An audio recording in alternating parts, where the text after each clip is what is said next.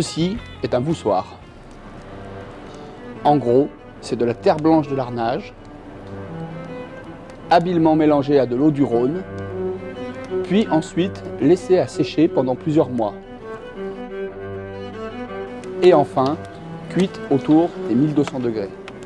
Ces nombreuses étapes visent à transformer la terre blanche en un objet céramique, tout en lui assurant une certaine porosité.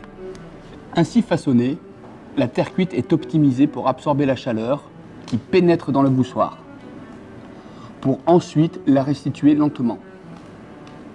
C'est le façonnage de la terre blanche de l'Arnage par le Pagnol depuis près de 200 ans qui permet une porosité offrant une absorption maximale.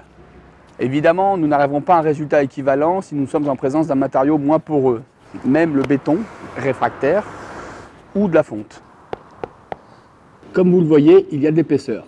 Et pour être certain que l'ensemble de la pièce soit gorgé de chaleur, il faut monter très haut en température. Observez les parois du four. Pendant la chauffe, les voussoirs sont noirs. Progressivement, ils vont devenir blancs. C'est le signe que la pyrolyse est atteinte.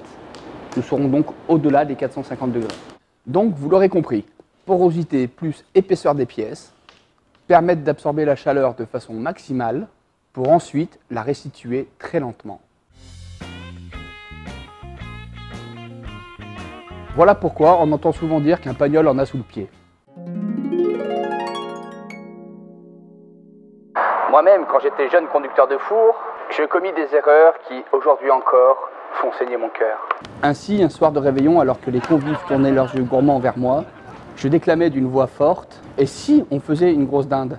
J'ai juste à monter mon four jusqu'à 240 degrés. Mais malin un demi. Certes, il y aura cette température au moment de l'enfournement, mais la chaleur n'aura pas été suffisamment accumulée. La température va donc très vite décliner. Le plat ne sera pas cuit, ce sera l'échec. Vous serez banni du clan. Vous pourrez reprendre votre flambeau et quitter l'aventure.